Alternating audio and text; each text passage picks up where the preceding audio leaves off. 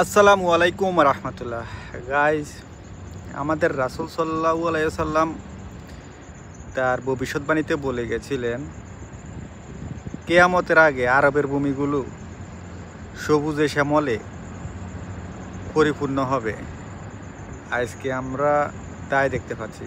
ভিডিওটি করার উদ্দেশ্য হচ্ছে, রাসূলের ভবিষ্যৎবাণী বর্তমানে সত্যতে পরিণত হয়েছে।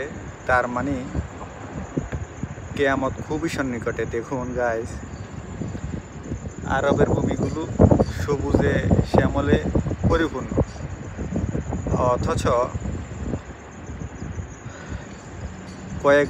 এক যুগ আগে আপনার এগুলো মরুভূমি বালুচরে ভর্তি ছিল। এই হচ্ছে বিষয়। দেখুন, পুরাটা জায়গা